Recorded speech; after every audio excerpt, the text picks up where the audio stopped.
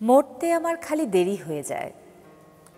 আকাশের কিমাকার মেঘদল দেখে আমি একা মরে মরে বেঁচে থাকি রোজ। আর বেঁচে যেতে গিয়ে পুনরায় ভাবি পরদিন পেতে পারি মরণের খোঁজ। পৃথিবীতে আমি মরে যেতে পারতাম কোনো সাপের কামড়ে, হঠাৎ বিমারে, পথে হেঁটে যেতে যেতে বাসের তলায়।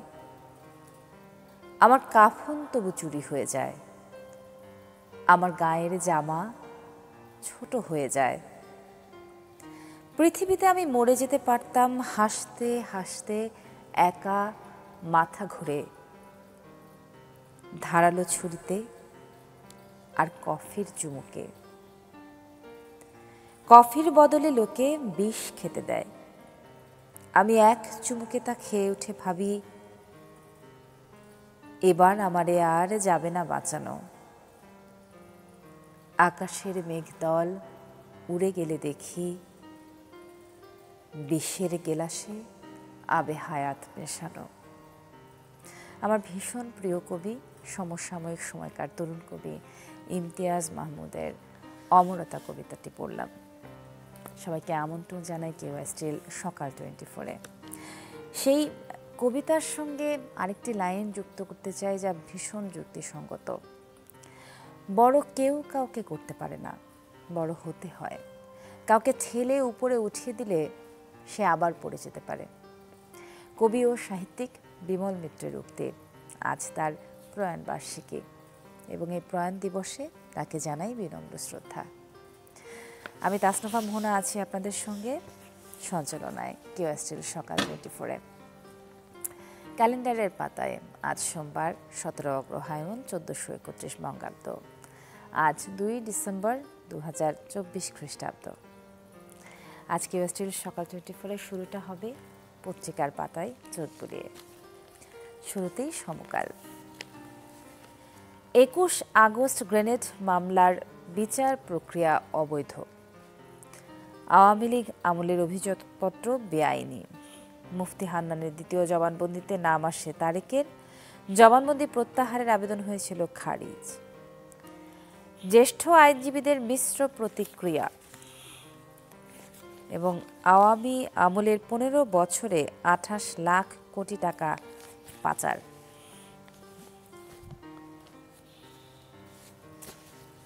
এবারে পড়ছি প্রথম আলো। 9 আসামিকে গ্রেপ্তার দেখানোর আবেদন আজ শুনানি। চট্টগ্রামে আইনজীবী হত্যা মামলা। বহুমত প্রকাশে নানা রকম ঝুঁকি দেখা যাচ্ছে, সিপিডির 30 বছর পূর্তি উদযাপন। আওয়ামী লীগ আমলে পাচার 28 লাখ কোটি টাকা শ্বেতপত্র প্রতিবেদন। অর্থনীতি নিয়ে শ্বেতপত্র প্রতিবেদন প্রধান উপদেষ্টার কাছে হস্তান্তর করা হয়েছে। এই ছিল প্রথম আলো। এবার পত্রিকা পরিবর্তন করছি, পড়ছি কালের কণ্ঠ। তারেক রহমান সহ সব আসামি খালাস।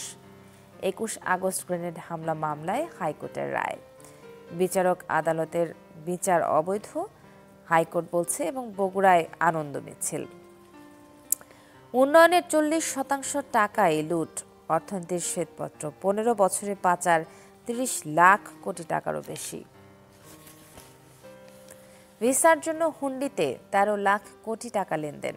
প্রবাসে কর্মী পাঠাতে লেনদেন করেছে রিক্রুটিং এজেন্সিগুলো। রাজনৈতিক সমীকরণে নির্ভর করছে তারেক রহমানের ফেরা। আরও 4 মামলায় সাজা আছে। এবারে পড়ছি দৈনিক ইত্তেফাক। এই শ্বেতপত্র ঐতিহাসিক দলিল, যেভাবে টাকা লুট হয়েছে তা আতঙ্কিত হওয়ার মতো বললেন প্রধান উপদেষ্টা। 15 বছরে 24,000 কোটি ডলার বিদেশে পাচার। বার্ষিক উন্নয়ন কর্মসূচির 40% অর্থ আমলারা লুটপাট করেছেন। 7টি বড় প্রকল্পের প্রতিটিতে 10,000 কোটি টাকা অতিরিক্ত ব্যয় হয়েছে। লাভজনক নয় এমন প্রকল্পের সম্পদের অপচয় করা হয়েছে, শ্বেতপত্র প্রণয়ন কমিটির প্রতিবেদন। ব্যয়ের সুবিধা বিশ্লেষণ না করেই প্রকল্পের ব্যয় প্রায় 70% বাড়ানো হয়েছে। এবং সচিবালয়ে কর্মচারীদের মহাসমাবেশ স্থগিত। আমানতের সুরক্ষা দেওয়া হবে বললেন গভর্নর। খেলাপি ঋণ 25 থেকে 30% পৌঁছে যাবে। সবশেষে যুগান্তর। দুর্দশাগ্রস্ত ঋণ 7.25 লাখ কোটি টাকা।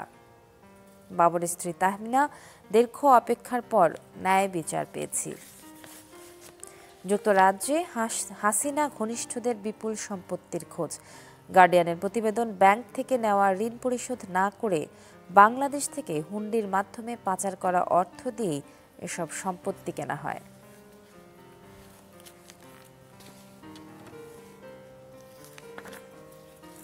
এই ছিল যুগান্তর সহ আজকের সকালে পত্রিকার শিরোনামগুলো। প্রকৃতির মাঝে ক্যাম্পিং এবং লঞ্চ ভ্রমণ যারা ভালোবাসেন তাদের জন্য সেরা গন্তব্য হতে পারে চর কুকরিমুকরি। দেশের জনপ্রিয় এক ক্যাম্পিং সাইট এটি। ভোলা জেলার চরফ্যাশন উপজেলার চর কুকরিমুকরি ভ্রমণের সেরা সময় হলো শীতকাল। শীতের এই সময়ে ভোলার চরফ্যাশনে এবং চর কুকরিমুকরিতে প্রচুর পর্যটকের আনাগোনা দেখা যায়। সহকর্মী আদিল হোসেন তপুর সাথে ঘুরে আসবো চরফ্যাশনে, জানবো সেখানকার পর্যটনের পরিস্থিতি। আদিল, শুভ সকাল আপনাকে। পর্যটন নিয়ে সবসময় আমাদের সকাল 24-এ কোনো না কোনো প্রতিবেদন থাকে। যেহেতু শীতের সময়টা যাচ্ছে এবং বাংলাদেশিদের জন্য এই সময়টা দেশের ভেতরে পর্যটনের জন্য খুবই উপযোগী একটা সময়। চরফ্যাশন এবং কুকরিমুকরি এটা তুলনামূলকভাবে খানিকটা নতুন পর্যটন কেন্দ্র হিসেবে। সেখানকার পরিস্থিতি সম্পর্কে আমাদের জানাবেন। পর্যটকরা যেতে গেলে কি কি ধরনের কিভাবে যেতে হবে এবং কি ধরনের সুব্যবস্থা পাবে সেখানে? তাসনুবা, শুভ সকাল। আমি এই মুহূর্তে আছি ভোলার সর্বদক্ষিণের চরফ্যাশনে। এই ভোলাকে কিন্তু বলা হয় কুইন আইল্যান্ড অফ বাংলাদেশ, অর্থাৎ দ্বীপের রানী। এই দ্বীপের রানীকে কিন্তু ইতিমধ্যে পর্যটন অপার সম্ভাবনা গড়ে উঠেছে। বিশেষ করে ভোলার চরফ্যাশন এর এই উপজেলাটি সবচেয়ে বেশি পর্যটন আকৃষ্ট করেছে। এই অঞ্চলের মানুষও, সারা দেশের মানুষ কেন, এখানকার যে পর্যটনকে কাজে লাগিয়ে, যে সৌন্দর্যকে কাজে লাগিয়ে এখানে গড়ে উঠেছে এখানকার watch tower, Charfasson watch tower, যেটি আগে জ্যাকব টাওয়ার নামে পরিচিত ছিল। মানুষ এখানে এই ওয়াচ টাওয়ারটি দেখার জন্য দূর দূরান্ত থেকে ছুটে আসেন। প্রায় 215 ফুটের যে উচ্চতা, এটি বলা হয়ে থাকে বাংলার আইফেল টাওয়ার হিসেবে এটি আসলে পরিচিত, এবং এটি দেখার জন্য মানুষজন ছুটে আসেন। শুধু এই ওয়াচ টাওয়ারটি নয়, এর পাশাপাশি রয়েছে 100 বছরের যে পুরনো দ্বীপ চর কুকরিমুকরি। সেই চর কুকরিমুকরির সৌন্দর্যের নয়নবিরাম সৌন্দর্য দেখতে মানুষ ছুটে আসেন এখানে। এখানকার যে বিষয়টি হচ্ছে যে পুরো বলা যায় যে একদম সুন্দরবনের মতো আসলে গড়ে ওঠা এই চর কুকরিমুকরি। সেখানে বনের মধ্যে দিয়ে ছোট ছোট খাল, সেই খালগুলোর মধ্যে দিয়ে মানুষ সৌন্দর্য দেখতে যায়। কেওড়া থেকে শুরু করে বিভিন্ন নানা জাতের বন্য প্রাণী কিন্তু সেখানে আছে, হরিণ রয়েছে, এবং সেটি একটি পর্যটনের অন্যতম বলা যায় দৃষ্টিনন্দন স্থান। শুধু কুকরিমুকরি নয়, তারুয়া দ্বীপ, তারপরেও রয়েছে মনপুরা, ভোলার তেঁতুলিয়া সহ বিভিন্ন জায়গা আসলে পর্যটন সম্ভাবনা, বেতুয়া পার্ক, এবং সেটিকে কেন্দ্র করে কিন্তু বিভিন্ন জায়গায় ছোট ছোট কিন্তু রেস্টুরেন্ট গড়ে উঠেছে। তবে সরকারিভাবে আসলে যেই ধরনের পর্যটন বিকাশ দরকার সেটি আসলে এখন পর্যন্ত সেরকম দৃশ্যমান হয়নি। বেসরকারি উদ্যোগে কিছু কিছু রেস্ট হাউস গড়ে উঠেছে। আমরা একটু এখানকার একজনের সাথে কথা বলবো। আসলে আমাদেরকে একটু বলবেন যে এই শীতের সিজনে এই অঞ্চলে কি ধরনের পর্যটন আসে? চরফ্যাশন জর্জ হ্যারিসন ফ্যাশনের নাম অনুসারে এই চরফ্যাশন, জেইস ফ্যাশন, এটা ব্রিটিশদের পরিকল্পিত নগরীরই একটা মূল মাস্টার প্ল্যান তারাই করে গেছেন। তো এই শীতের সিজনে চরফ্যাশনে বাংলাদেশের প্রত্যন্ত অঞ্চল থেকে হাজারো মানুষের ঢল নামে। বিশেষ করে কুকরি, খামারবাড়ি, এই টাওয়ার, এই মসজিদ এবং এই ফ্যাশন স্কয়ার নিজ নয়নে দেখার জন্য এখানে আসে। বিশেষ করে চরফ্যাশনের এই সদরটুকু, এটাকে বলা চলে ছোট্ট একখণ্ড ইউরোপের মতোই সাজিয়েছেন। আজকে হয়তো রাজনৈতিক পট পরিবর্তনের কারণে তো এখানে হয়তো টাওয়ারের নাম চেঞ্জ হয়েছে, এখন টাওয়ারের নাম চরফ্যাশন টাওয়ার।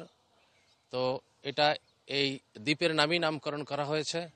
আমরা চরফ্যাশনবাসী প্রস্তুত, আপনারা যারা পর্যটক আসবেন আপনাদেরকে বরণ করে নেওয়ার জন্য। ধন্যবাদ সবাইকে। ধন্যবাদ। আমরা আমরা শুনছিলাম একজন স্থানীয় জনপ্রতিনিধি সাবেক তার কাছ থেকে। আসলে এই চরপেশনে আসার জন্য কিন্তু আপনাকে আসতে হবে ঢাকার লঞ্চঘাট থেকে শুরু করে কিংবা লক্ষ্মীপুর হয়ে বাই রুটে আসতে পারেন। যে কেউ আসলে লঞ্চ জার্নিটা এই অঞ্চলের জন্য সবচেয়ে উত্তম একটি বিষয়। যে কেউ ঢাকা থেকে লঞ্চে করে চরপেশনে বেতুয়া ঘাট হয়ে বা ভোলা হয়ে তারা কিন্তু এই সৌন্দর্য দেখতে আসতে পারেন চরপেশনের। সেখান থেকে কুকরি মুকরি এবং তারুয়া দ্বীপে যেতে পারেন। এছাড়াও চাইলে যে কেউ গাড়ি নিয়েও আসতে পারেন। বিভিন্ন ধরনের লঞ্চ এখানে লঞ্চ সেবা যাত্রী শুরু হয়েছে, সেখানে গাড়ি নিয়েও আসা যায়। এছাড়াও কিন্তু লক্ষ্মীপুর হয়েও এই অঞ্চলে আসা যায়। তো সব মিলিয়ে বলা যায় যে যদি সরকার এই অঞ্চলটিকে যদি একটু বিকশিত করে, হয়তোবা এটি দেশের তৃতীয় পর্যটন কেন্দ্র হিসেবে গড়ে উঠবে। তখন মানুষজন কক্সবাজার কিংবা কুয়াকাটার পাশাপাশি এই চরপেশনের তারুয়া দ্বীপ বা কুকরি মুকরি দেখার জন্য ছুটে আসবেন। তার জন্য সরকারি আরো বিভিন্ন পৃষ্ঠপোষকতা এখানকার মানুষ দাবি করছেন। এই ছিল ভোলার চরপেশন। আদিল, অসংখ্য ধন্যবাদ সাথে থাকবার জন্য। আমাদের সহকর্মী আদিল ছিলেন আমাদের সঙ্গে এবং আপনাদেরকে ঘুরিয়ে নিয়ে আসলাম ভোলার চরপেশন থেকে। যারা শীতের সময়টাতে একটু অন্য কোনো জায়গায় ঘুরতে যেতে চান পর্যটক হয়ে, তাদের জন্য চরপেশন বা চরকুকরি মুকরি হতে পারে এই সময় একটি উপযুক্ত পর্যটকের স্পট। চলুন এবারে আমাদের পরবর্তী আয়োজনে চলে যাওয়া যাক। ইতিহাসের আজকের এই দিনে কি কি ঘটেছিল তাই এবার জানাবো। 1804 সালের এই দিনে নেপোলিয়ন ক্ষমতায় অধিষ্ঠিত হন। 1856 সালের আজকের দিনে ফ্রান্স ও স্পেনের সীমান্ত চুক্তি স্বাক্ষরিত হয়। 1942 সালের এই দিনে শিকাগোতে বিশ্বের প্রথম আণবিক চুল্লি পরীক্ষামূলকভাবে শুরু হয়। 1954 সালের আজকের দিনে এশিয়ার দেশ লাওস পূর্ণ স্বাধীনতা লাভ করে। 1956 সালের আজকের দিনে কিউবার অবিসংবাদিত নেতা ফিদেল ক্যাস্ট্রো স্বাধীনতা সংগ্রাম শুরু করেন। 1997 সালের আজকের দিনে পার্বত্য চট্টগ্রাম শান্তি চুক্তি স্বাক্ষরিত হয়। এবারে কেওয়া স্টিল সকাল 24 থেকে ছোট্ট একটি বিজ্ঞাপন বিরতি, তারপর ফিরে এসে আমাদের পরবর্তী আয়োজন।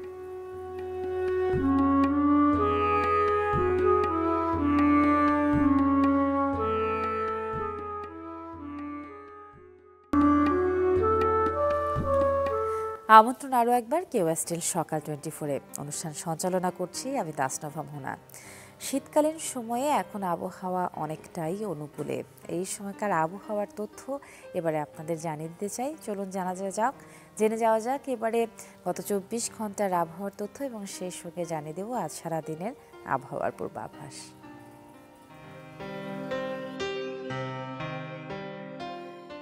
গেল 24 ঘন্টায় ঢাকায় সর্বোচ্চ তাপমাত্রা রেকর্ড করা হয়েছে 36.6 ডিগ্রি সেলসিয়াস এবং সর্বনিম্ন 19.8 ডিগ্রি সেলসিয়াস। রাজশাহীতে সর্বোচ্চ তাপমাত্রা রেকর্ড করা হয়েছে 28.3 ডিগ্রি সেলসিয়াস, সর্বনিম্ন 15.4 ডিগ্রি সেলসিয়াস। রংপুরে সর্বোচ্চ তাপমাত্রা রেকর্ড করা হয় 28 ডিগ্রি সেলসিয়াস, সর্বনিম্ন 15.5 ডিগ্রি সেলসিয়াস। ময়মনসিংহে সর্বোচ্চ তাপমাত্রা রেকর্ড করা হয় 29.2 ডিগ্রি সেলসিয়াস, সর্বনিম্ন 16.3 ডিগ্রি সেলসিয়াস। সিলেটে সর্বোচ্চ তাপমাত্রা রেকর্ড করা হয় 30.6 ডিগ্রি সেলসিয়াস, সর্বনিম্ন 19 ডিগ্রি সেলসিয়াস। চট্টগ্রামে সর্বোচ্চ তাপমাত্রা রেকর্ড করা হয় 32 ডিগ্রি সেলসিয়াস, সর্বনিম্ন 22.2 ডিগ্রি সেলসিয়াস। খুলনায় সর্বোচ্চ তাপমাত্রা রেকর্ড করা হয় 29.3 ডিগ্রি সেলসিয়াস এবং সর্বনিম্ন 18.5 ডিগ্রি সেলসিয়াস। বরিশালে সর্বোচ্চ তাপমাত্রা রেকর্ড করা হয় 29.2 ডিগ্রি সেলসিয়াস এবং সর্বনিম্ন 19 ডিগ্রি সেলসিয়াস। গেল 24 ঘন্টায় দেশের সর্বনিম্ন তাপমাত্রা রেকর্ড করা হয় পঞ্চগড়ে তেঁতুলিয়ায় 10.5 ডিগ্রি সেলসিয়াস, আর সর্বোচ্চ তাপমাত্রা রেকর্ড করা হয় চট্টগ্রামের সীতাকুণ্ডে 33 ডিগ্রি সেলসিয়াস। আজ সারাদিন খুলনা বরিশাল বিভাগের 2-1 জায়গায় হালকা থেকে মাঝারি ধরনের বৃষ্টি হতে পারে। এছাড়া দেশের অন্যত্র অস্থায়ীভাবে আংশিক মেঘলা আকাশ সহ আবহাওয়া প্রধানত শুষ্ক থাকতে পারে। সারা দেশে রাতের তাপমাত্রা প্রায় অপরিবর্তিত থাকতে পারে। যতবারই ছুঁই তোকে দিই যত্ন মাখা কোমল ছোঁয়া। এসিআই নিয়ে এলো কোকোনাট মিল্ক ও জাফরানের নির্যাস সমৃদ্ধ বেবি সফট বেবি লোশন, যা বাবুর ত্বকের আর্দ্রতা বজায় রাখে দীর্ঘক্ষণ। কোমল ছোঁয়া প্রতিবার, বেবি সফট। দেশের দক্ষিণাঞ্চলে ঘুরিয়ে দিয়ে এলাম।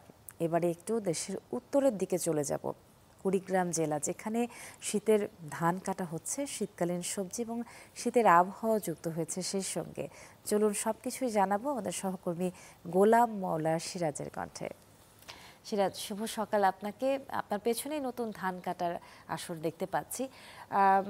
দেশের উত্তরাঞ্চলের সেই জেলাগুলোতে কুড়িগ্রাম, নীলফামারী, লালমনিরহাট এইসব জায়গায় এখন শীতকালীন যে আবহাওয়া এবং বিশেষ করে কুড়িগ্রামে শীতকালীন সবজির বাজার দর কেমন সেই সম্পর্কে জানতে চাইব। তাসনুভা, শুভ সকাল। যে সকালের যে তীব্র কুয়াশা এবং তীব্র শীতের যে সময়, সে সময়টা পেরিয়ে এখন কিন্তু মিষ্টি রোদ আসছে এই শীতের সকালে।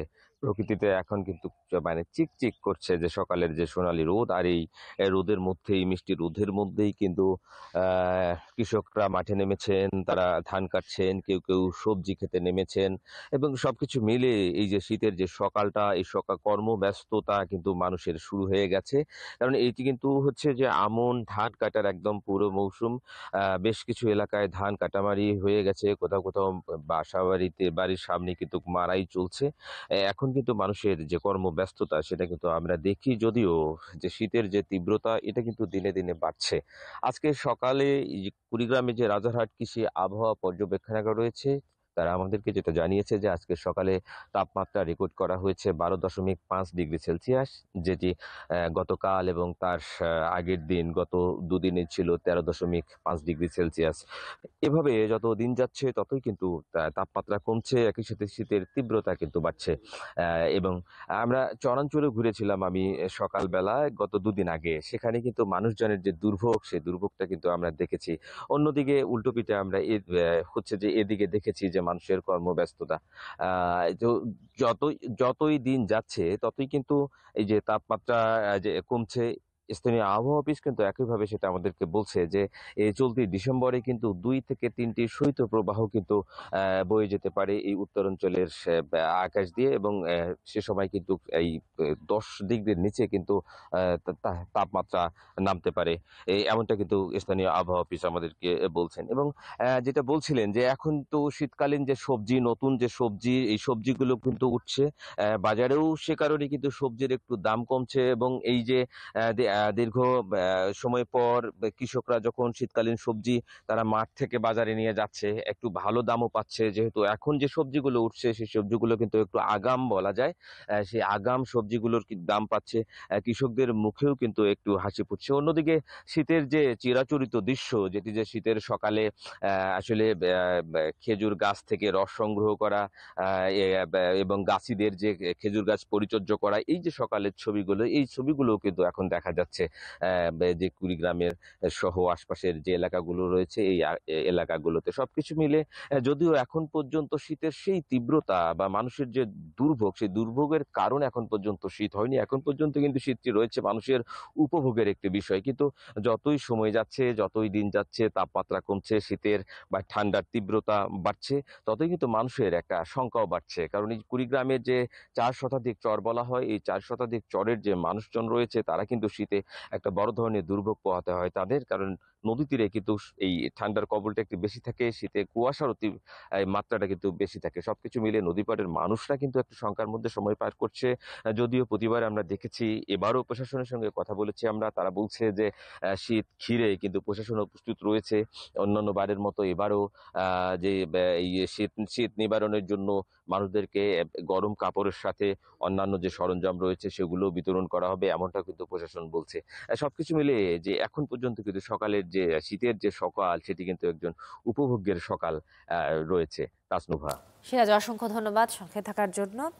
আমরা উত্তরবঙ্গের শীত সম্পর্কে জানছিলাম, সেখানকার নতুন ধান কাটা, শীতকালীন সবজি এবং সেখানকার মানুষের জীবনযাত্রা এই মুহূর্তে কি অবস্থায় আছে, সবকিছু সম্পর্কে অবগত হলাম। এবারে আমাদের পরবর্তী আয়োজনে থাকছে জন্মদিনের শুভেচ্ছা। যথারীতি আজ যাদের জন্মদিন, সকাল 24 পরিবারের পক্ষ থেকে জানাই শুভ জন্মদিন, অনেক অনেক অভিনন্দন আপনাকে। সেই সঙ্গে জানবো সারা বিশ্বের যারা বিখ্যাত ব্যক্তি রয়েছেন তাদের মধ্যে আজ কার কার জন্মদিন। 1925 সালের এই দিনে জন্মগ্রহণ করেন অভিনেতা সন্তোষ দত্ত। তিনি সত্যজিৎ রায় পরিচালিত দুটি ফেলুদা সিরিজের চলচ্চিত্র সোনার কেল্লা এবং জয় বাবা ফেলুনাথে জটায়ুর ভূমিকায় অভিনয় করেছিলেন। তাকে বলা যায় লাফিং বোমা। কিন্তু সে বোমার অন্দরে শুধুই নির্মল হাস্যরস। সত্যজিতের ছবিতে সন্তোষ দত্তের প্রথম আত্মপ্রকাশ পরশ পাথর ছবির মাধ্যমে। ১৯৫৯ সালের এই দিনে জন্মগ্রহণ করেন ভারতীয় চলচ্চিত্র ও মঞ্চ অভিনেতা, কণ্ঠশিল্পী এবং ফটোগ্রাফার বোমান ইরানি। তিনি ডন, মুন্না ভাই এমবিবিএস, 3 ইডিয়টস এবং পিকে ও হ্যাপি নিউ ইয়ার বলিউড চলচ্চিত্রে তার উপহাস এবং খলনায়ক ভূমিকার জন্য ব্যাপকভাবে পরিচিত হন। তার সবচেয়ে সফল চলচ্চিত্র 3 ইডিয়টস সিনেমার ভাইরাস।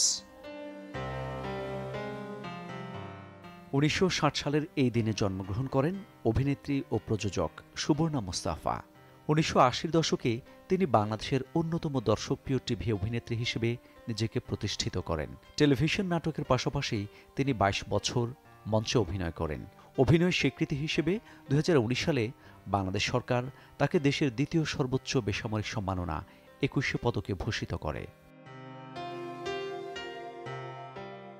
১৯৭৮ সালের এই দিনে জন্মগ্রহণ করেন কানাডীয় কণ্ঠশিল্পী, গীতিকার, যন্ত্রশিল্পী ও সঙ্গীত প্রযোজক নেলি কিম ফুরটাডো। এই অ্যালবামের আম লাইক এ বার্ড গানের জন্য তিনি গ্র্যামি পুরস্কার জেতেন। ২০০৬ সালে তিনি আবার আলোচনার শীর্ষে উঠে আসেন লুজ অ্যালবামের জন্য। সারা বিশ্বে অ্যালবামটির প্রায় ১৫ মিলিয়ন কপি বিক্রি হয়। ১৯৮১ সালের এই দিনে জন্মগ্রহণ করেন মার্কিন সঙ্গীতশিল্পী ও অভিনেত্রী ব্রিটনি জেন স্পিয়ার্স। তাকে পপ আইকন হিসেবে অভিহিত করা হয় এবং ১৯৯০-এর দশকের শেষের দিকে টিন পপ গানকে পুনর্জীবিত করতে ভূমিকা রাখেন।